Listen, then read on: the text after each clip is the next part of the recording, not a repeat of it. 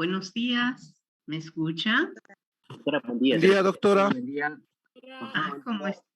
Concha, Buenos doctora. días.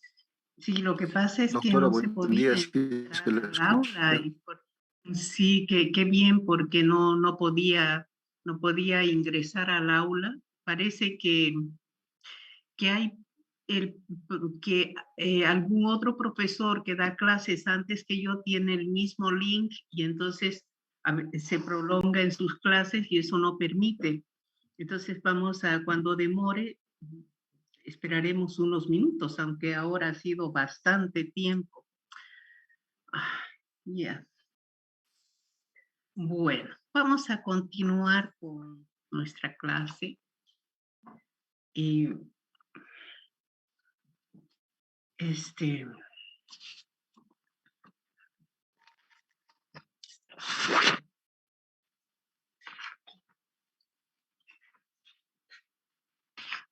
en el desarrollo progresivo del derecho internacional.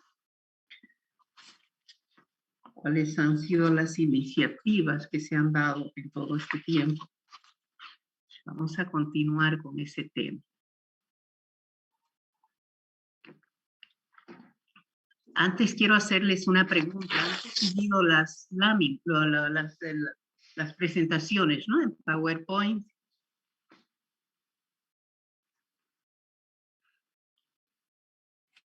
Sí, doctora, ha llegado al WhatsApp. Sí, precisamente ayer he puesto en el WhatsApp. Entonces, espero que todos tengan y no me estén pidiendo a mitad de año las presentaciones. Bien, vamos a continuar con el tema 3, que es el desarrollo, uno de las partes de este tema, uno de los temas que se toca en este tercera lección, es el desarrollo progresivo de la codificación en el derecho internacional. Entonces, tenemos iniciativas en Europa y en América que han sido muy importantes. Se mencionan las de Europa porque obviamente hemos participado de algunas de ellas como país, por ejemplo, en las conferencias de La Haya, en realidad desde 1889, pero hemos participado en convenciones muy importantes que se han suscrito en La Haya, al igual que otros países latinoamericanos. Vamos a ver esto. Entre las iniciativas en Europa, obviamente que se mencionan dos que son muy importantes, y se mencionan otras además, pero la iniciativa de Mancini, de Stanislao Mancini, el tratadista italiano, y las iniciativas de Savigny, el tratadista alemán. ¿Por qué se cita a ambos? Porque en el derecho internacional privado se han constituido dos puntos de conexión importantísimos, que prácticamente son los más importantes. Uno de ellos, la nacionalidad, el punto de conexión, la nacionalidad, propuesta por Mancini, y por otra parte, el domicilio propuesto por Savigny. ¿Qué quiere decir esto, punto de conexión? Que diferentes normas internacionales, ya sea el código de Bustamante, tratados de Montevideo, convenciones de La Haya, conferencias interamericanas de derecho internacional privado, optan por uno de los dos. Dicen, por ejemplo, el estado y la capacidad de las personas se regulará por la ley de su nacionalidad. Ese es el punto de conexión relativo a la nacionalidad, relativo a las personas, y propugnado por Savigny, la nacionalidad, punto de conexión, la nacionalidad. El punto de conexión propugnado por Savigny es el domicilio. Podría ser esta misma norma que en otro tratado diga: el estado y capacidad de las personas se regulará por la ley de su domicilio. Fíjense, son dos puntos de conexión. En el uno veremos qué nacionalidad tiene el individuo o el sujeto. Si es de nacionalidad brasilera, buscaremos el Código Civil brasilero para ver qué dice sobre la mayoría de edad, por ejemplo. Y si es el domicilio y este señor brasilero vive en España, buscaremos la ley española para ver qué dice respecto a la mayoría de edad, en el supuesto caso de que esta persona pretenda casarse siendo aún muy joven, ¿no? En el exterior. Ejemplos hipotéticos son los que les doy, pero para que esté claro este tema. Entonces, ese desarrollo progresivo que se vivió en Europa, obviamente que impregnó a las ideas americanas, a nuestro continente. Entre las más significativas podemos mencionar Stanislao Mancini. Su aporte ha estado orientado a situar a la nacionalidad como principio fundamental de la materia. Realizó incansables gestiones en Europa con el fin de encontrar consenso en la tarea de lograr la sistematización del derecho internacional privado. En su calidad de ministro de Relaciones Exteriores, Mancini, en unas ocasiones y otras como ministro de Justicia en Italia, impulsó congresos donde se analizó el tema del derecho internacional privado, cuáles iban a ser los principios que iban a regir para Europa, en el entendido de que Europa estaba siendo un continente de mucha migración hacia otros continentes como América. Aunque sus ideas no se materializaron, su aporte fue significativo en realidad sí se materializaron, pero no en su totalidad, porque él quería que el mundo entero tome como punto de conexión la nacionalidad. Pero los países expulsores de personas, es un término feo, pero se emplea esto de expulsores cuando la gente sale mucho de ese país a buscar trabajo a otro país, ¿no? Por diversas circunstancias. Ahora, por ejemplo, Ucrania, la gente está saliendo, esta es una cosa involuntaria de parte del gobierno, qué sé yo, pero estos países de fuertes migraciones, diremos. Migración se llama tanto cuando emigra como cuando inmigra. Emigra es cuando sale del país, boliviano que va a España a buscar trabajo. Inmigra es cuando un europeo viene a Bolivia a buscar trabajo, a buscar mejor vida. Y en general decimos migrar, salir de un lugar para ir a otro. Aunque sus ideas no se materializaron, su aporte fue significativo para los estudios que iniciaba el Instituto de Derecho Internacional Privado. Este es un instituto que tiene sede en Italia, que es muy importante hasta el día de hoy. Tiene más de 2 siglos, ya tiene 2 siglos. Hasta el día de hoy sigue produciendo importantes instrumentos jurídicos internacionales, como por ejemplo los principios para los contratos civiles y comerciales, que son una fuente enriquecedora, enorme de la contratación internacional. Su doctrina ejerce enorme influencia en la redacción del Código Italiano, del Código Civil Español, el Código Civil Alemán. Su doctrina es recogida también en algunas legislaciones de América, como que de hecho vamos a ver más adelante que América, a través de un congreso que se realizó en Perú, pretendió aplicar el principio de nacionalidad, pero no logró. Vamos a ver. Otras iniciativas, las conferencias de La Haya. las conferencias de La Haya. Recogiendo las ideas de Mancini, finalmente, y bajo los auspicios del gobierno holandés, promovido por las gestiones del jurisconsulto Tobias Michael Asser en 1893, que también fue ministro de Relaciones Exteriores y ministro de Justicia en su país, se realiza la primera conferencia de La Haya, en la que se firma un protocolo conteniendo normas jurídicas relativas al matrimonio, es decir, relativas al matrimonio cuando este tenía elementos extraños al derecho local, porque el matrimonio per se, que se celebra en un país donde todos los elementos son nacionales, pues se rige por el Código Civil o el Código de Familia de ese país. No necesita buscar elementos afuera, no necesita regulaciones extraordinarias de carácter internacional. Pero aquí estamos hablando de matrimonios con elementos extraños al derecho local, sucesiones con elementos extraños al derecho local, actos procesales y otros.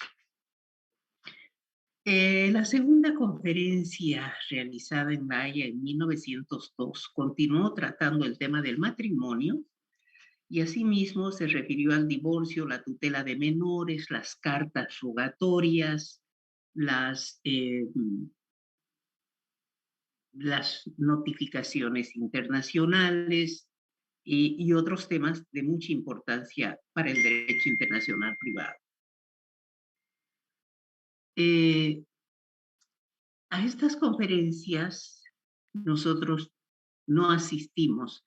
Asistimos a una anterior conferencia de La Haya, pero que fue para ver el tema del arbitraje, en 1890, y justamente esas ideas impregnaron o motivaron la esperanza. Todo está relacionado, uno con una cosa, la historia está relacionada.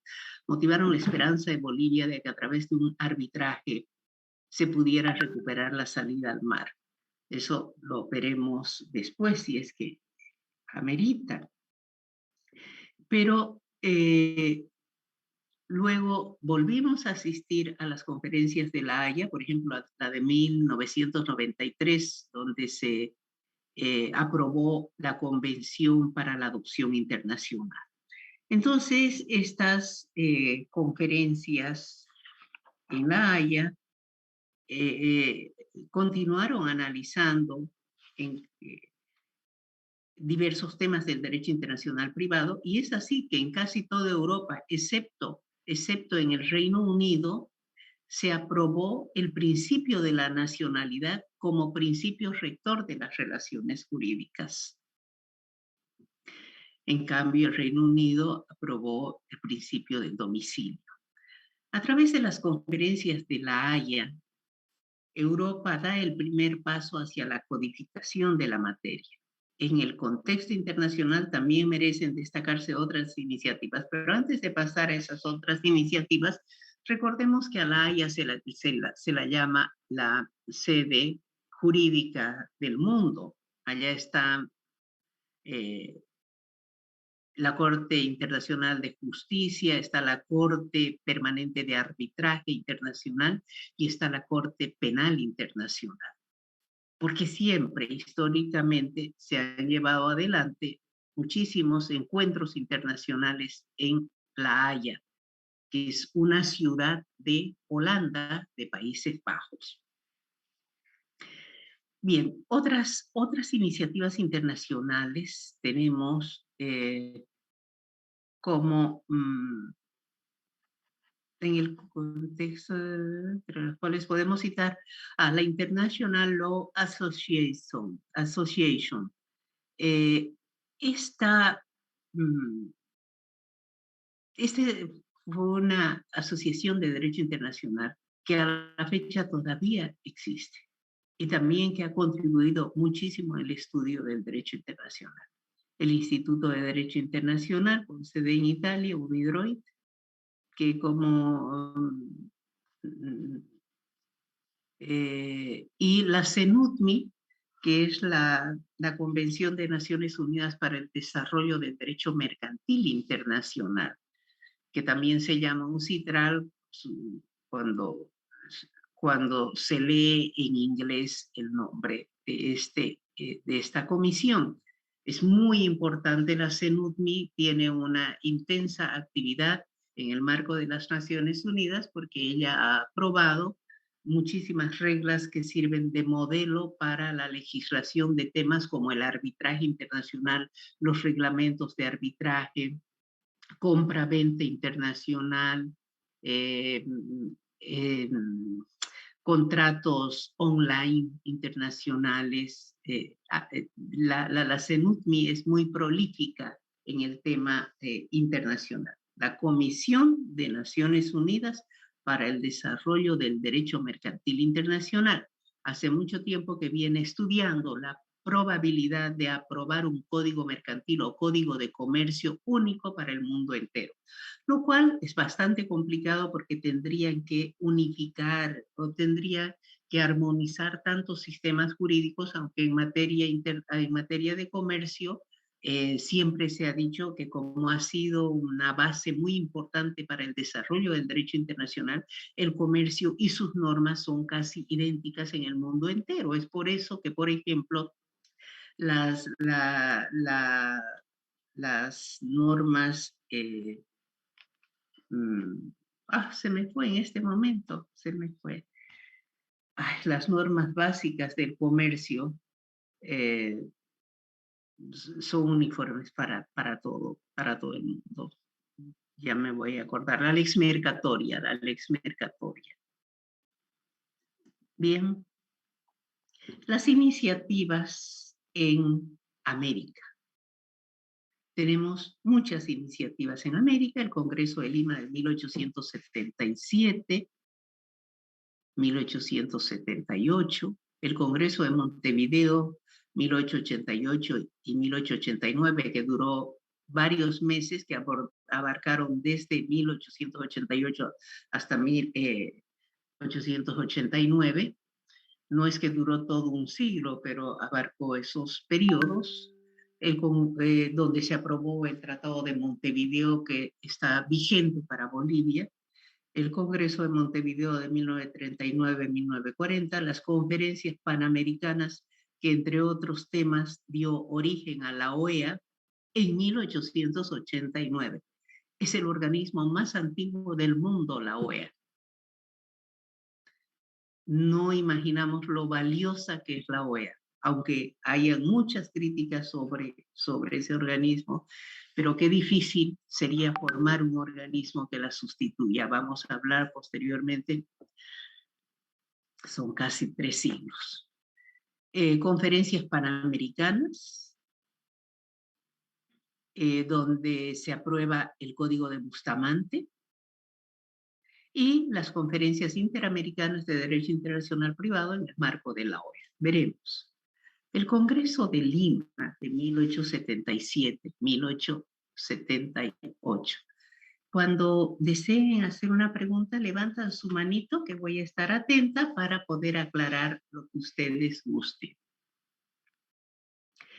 Bien, es importante destacar que estas iniciativas orientadas hacia una codificación del derecho internacional privado en América se concretaron antes de las iniciativas en Europa, 10 años antes prácticamente del primer Congreso de la Haya. La iniciativa surge por parte del gobierno de Perú en 1878, que influenciado por ese movimiento que se daba en Europa, donde ya se empezaba a hablar de regulaciones en el marco del derecho privado, regulaciones internacionales en el marco del derecho privado, el gobierno del Perú convocó a los gobiernos de América para analizar aspectos relativos al derecho internacional privado en nuestra región.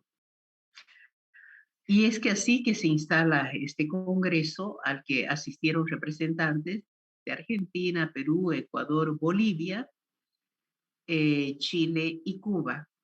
Y se trataron temas referidos al estado y la capacidad de las personas, al matrimonio, a las sucesiones, la ejecución de sentencias extranjeras y otros temas. La discusión en el Congreso se centró en el tema de los puntos de conexión, analizando si para América era más conveniente la nacionalidad como punto de conexión o el domicilio como punto de conexión. Finalmente, el Congreso de Lima, influenciado por la doctrina europea, adoptó el principio de la nacionalidad, lo que significó un verdadero fracaso, pues finalmente el protocolo que emanó de dicho Congreso fue ratificado únicamente por el Perú, que fue el país anfitrión. Y esto porque ahí mismo los jurisconsultos, la mayoría de ellos estudiaron en Europa, aunque claro, ya para ese entonces habían grandes universidades en América. Recordemos que de esas universidades se promovió el grito de la libertad, la guerra de la independencia. Tenemos San Francisco Javier en Bolivia, tenemos San Marcos en el Perú, en fin, universidades de mucha historia. Y muchos de esos universitarios que estudiaban en esas universidades iban a Europa a realizar estudios o asistir a conferencias, y es de ahí que retornaban con ideas nuevas, qué sé yo. Pero en ese congreso se dieron cuenta de que América era un país receptor de migrantes, por lo tanto, no convenía adoptar el punto de conexión de la nacionalidad, sino más bien era conveniente adoptar el principio del domicilio. Luego está los congresos de Montevideo de 1888 y 89, que se organizan bajo la iniciativa de los gobiernos de Uruguay y de Argentina, y también donde se convocó a los países sudamericanos con el objeto de analizar y adoptar leyes comunes en materia de derecho internacional privado para los pueblos de Sudamérica. Asisten al Congreso de Montevideo Argentina, Chile, Perú, Uruguay, Paraguay, Ecuador, Brasil, Cuba y Bolivia, que fue representado por el chuquisaqueño Santiago Vaca Guzmán, cuya participación la destaca el profesor Prudencio Cosío en su libro, puesto que contribuyó significativamente en la elaboración del Tratado de Montevideo sobre Derecho Penal Internacional.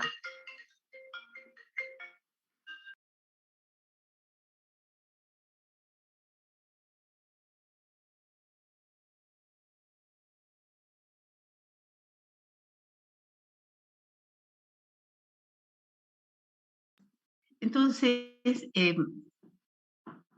es importante porque, claro, nuestra contribución como país fue significativa en la elaboración del Tratado de Montevideo sobre Derecho Penal Internacional, que vamos a analizar posteriormente. El aporte del Congreso de Montevideo de 1889 es significativo, decía, en el desarrollo y codificación del derecho internacional privado en la región, y se adopta finalmente el principio del domicilio como regla del derecho internacional privado en América del Sur. Se establece el principio de la aplicación de oficio del derecho extranjero. Esto es muy importante porque dice el juez no debe esperar que las partes le pidan aplicar la norma extranjera, sino que debe aplicarla espontáneamente si el juez ve que esa determinada relación jurídica debe ser resuelta a través de la norma extranjera, del derecho extranjero. Se aprueban y suscriben los tratados sobre derecho civil internacional, derecho comercial internacional, derecho penal internacional y derecho procesal internacional, además de otras convenciones como propiedad literaria y artística, marcas de comercio y de fábrica, profesiones liberales y un protocolo adicional. Estos tratados fueron ratificados en su totalidad por Argentina, Paraguay, Perú, Uruguay y Bolivia. Este último que los ratificó Bolivia los ratificó mediante ley de la República el 25 de febrero de 1904, durante la presidencia de José Manuel Pardo. A la fecha, continúan siendo parte del Tratado de Montevideo, Argentina, Uruguay, Perú y Bolivia. Y continúa regulándose muchos temas, porque, por ejemplo, cuestiones de matrimonios celebrados en Argentina de bolivianos que se casan con argentinos, o cuestiones que hacen al Estado y la capacidad de los bolivianos, cuestiones de herencia, muchas veces son regulados aplicando el Tratado de Montevideo de 1888-89. El Congreso de Montevideo de 1939 y 1940 también fue convocado por Uruguay y por Argentina. El objetivo de este Congreso fue ir mejorando las normas aprobadas con anterioridad, ir fortaleciéndolas. Y así se ratifica el Tratado de Derecho Civil Internacional, el Tratado de Derecho Comercial se subdividió en comercio terrestre y marítimo, se separa del Tratado de Derecho Penal Internacional el tema de asilo, suscribiendo por separado un nuevo tratado, se suscribe el Tratado sobre Propiedad Intelectual, etc. Uruguay y Paraguay ratifican en su totalidad estos instrumentos. Argentina no los ratifica, el nuevo Tratado de Derecho Penal sobre asilo, prefiere quedarse con el primero, y Bolivia no asiste, esta vez no asistió. El profesor Prudencio Cosío dice que Bolivia no asistió y no se conoce las razones por las cuales no asistió al Congreso de Lima. Pero sí, las razones obedecían a que en ese momento, este Congreso que se celebró en Montevideo, en esos años, Bolivia había rechazado, déjenme recordar, ahora se trata más bien de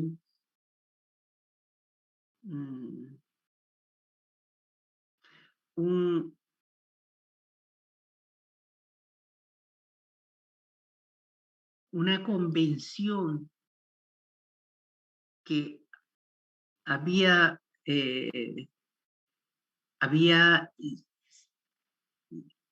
violado algunos países de Sudamérica que menoscababan los derechos de Bolivia respecto al uso respecto a aguas internacionales. Por ese motivo, Bolivia rechazó. Además que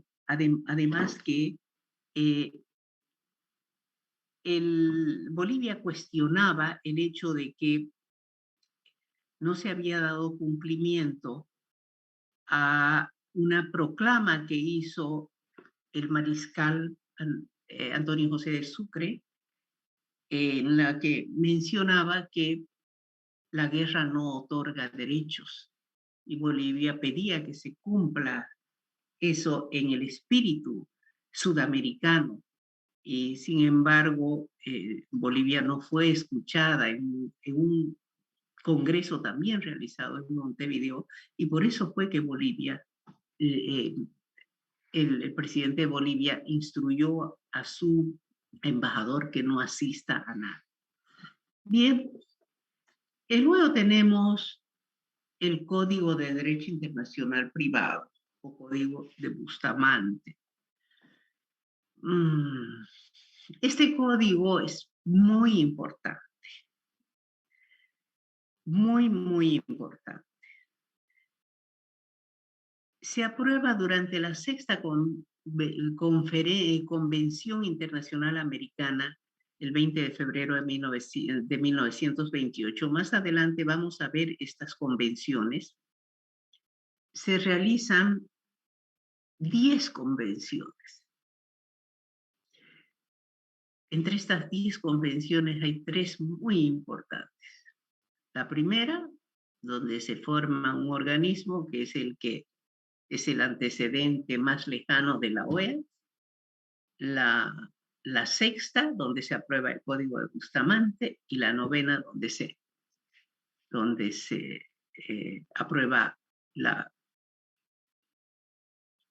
formación de la OEA. Lleva el nombre de Código de Bustamante en homenaje al proyectista del Código de Derecho Internacional Privado, el profesor y gran tratadista cubano Antonio Sánchez Bustamante y Sirvé. Su estructura consta de 437 artículos distribuidos en un título preliminar y 4 libros. Los libros a su vez están divididos en títulos, capítulos y secciones. Regula las mismas materias que regula el Tratado de Montevideo: civil, comercial, procesal y penal. Uno de los méritos más significativos del Código Bustamante está en haber logrado conciliar el principio del domicilio y el principio de la nacionalidad como leyes reguladoras del estatuto personal de los individuos, fórmula que se halla plasmada en el artículo séptimo del Código de Bustamante, cuyo tenor es como sigue. Dice: cada estado contratante aplicará como leyes personales la del domicilio, las de la nacionalidad o las que haya adoptado o adopte en adelante su legislación.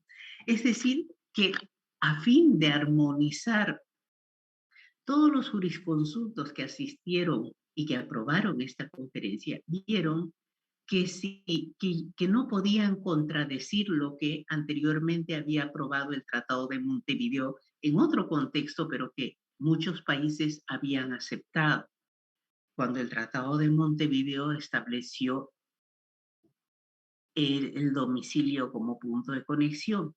Entonces, aquí, sobre todo entre los países de algunos países de América Central, del Caribe, propugnaban la ley de la nacionalidad, influenciados muchos por Europa. Entonces, para no ser contradictorios, decidieron que el Código de Bustamante da la opción para aplicar cualquiera de los dos, e inclusive un tercero. Dice, ya sea la ley de la nacionalidad, ya sea la ley del domicilio o cualquier otro punto de conexión que hubiese adoptado ese determinado país. Y este fue un mérito porque efectivamente solo de esa forma podría Bolivia ser parte, por ejemplo, de ambos, del Código de Bustamante y del Tratado de Montevideo, ¿no?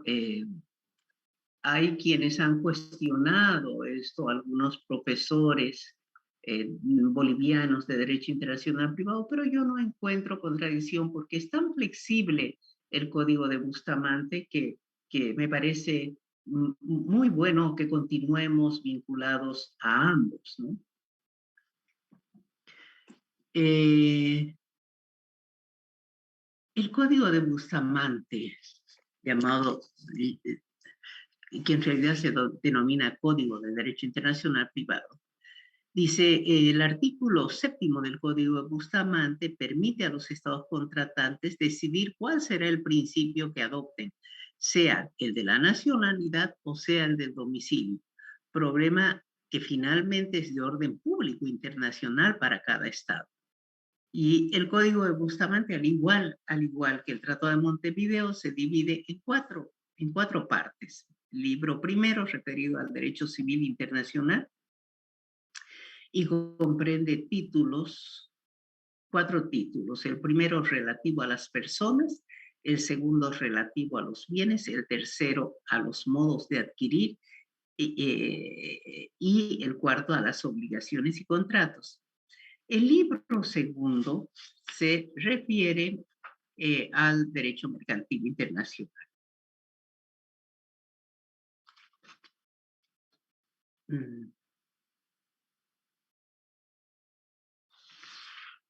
Sí. Disculpen, pero estoy revisando algo acá. El libro segundo, sí, comprende también 4 títulos. El primero referido a los comerciantes y el comercio en general. El segundo a los contratos especiales de carácter comercial. Y el tercero referido al comercio marítimo y aéreo, y el cuarto título sobre prescripción. Fíjense que aquí no hay una regulación sobre transporte terrestre. El libro tercero comprende el derecho penal internacional y abarca 4 capítulos. El libro primero relativo a las leyes penales, el segundo a los delitos cometidos en un estado extranjero contratante, el tercero a los delitos cometidos fuera de todo territorio nacional y el cuarto a cuestiones varias.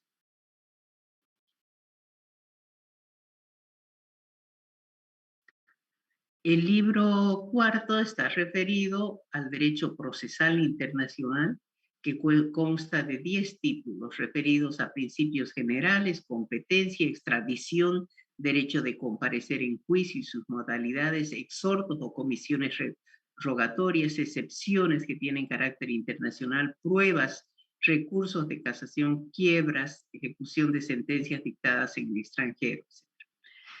Bien, el Código Bustamante, es importante que ustedes sepan esto, el Código Bustamante está en vigor para Bolivia, Brasil, Costa Rica, Chile, Cuba, El Salvador, Ecuador, Guatemala, Haití, Honduras, Nicaragua, Panamá, Perú, República Dominicana y Venezuela.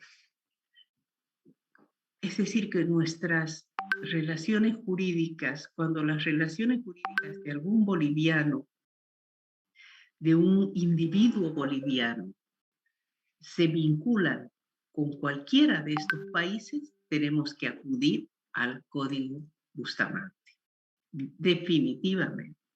Fíjense que ahí no son parte ni Argentina, ni no son parte Argentina, Uruguay y Paraguay, porque son parte del Tratado de Montevideo. Bolivia ratificó el Código de Bustamante mediante ley de 20 de enero de 1932, promulgada por el presidente Daniel Salamanca, formulando una reserva de carácter general, de carácter indeterminado, señalando que Bolivia aprueba el código con las reservas respecto a los artículos que se hallaren en contradicción con las leyes internas y los tratados internacionales suscritos con anterioridad por Bolivia. Esto se refería a que Bolivia ya era parte del Tratado de Montevideo sobre la misma materia. Entonces, lo que quiso decir Bolivia es que no acataría las disposiciones del Código de Bustamante en caso de que alguien lo requiriera, si esa aplicación vulneraba el Tratado de Montevideo, suscrito con anterioridad. Bien.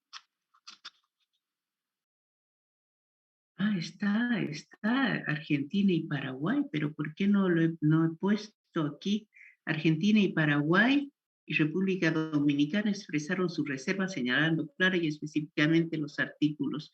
Entonces, aquí vamos a agregar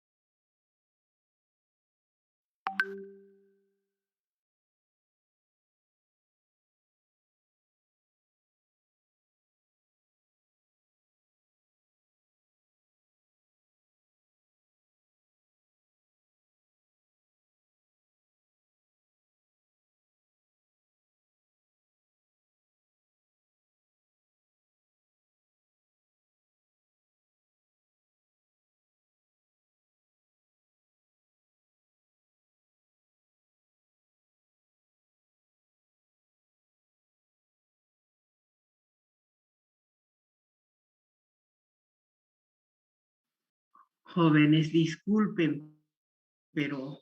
Hola, hola, Buen día, hola. doctora, se le escucha. Ay, no sé por qué, no podía conectarme, no podía activar el, el micrófono.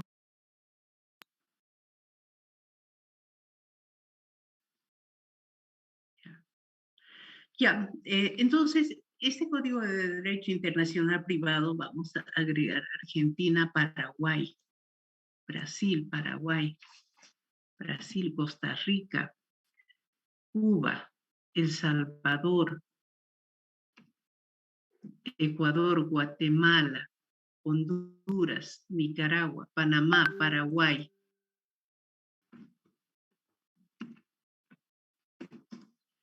Perú, República Dominicana y Venezuela.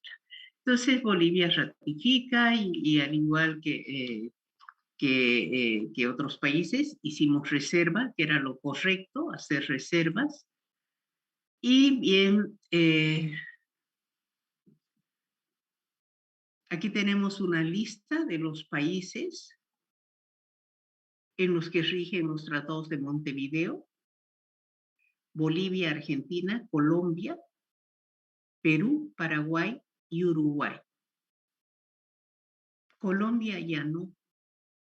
Estoy casi segura, voy a revisar ahora Colombia, si es que sigue, pero creo que Colombia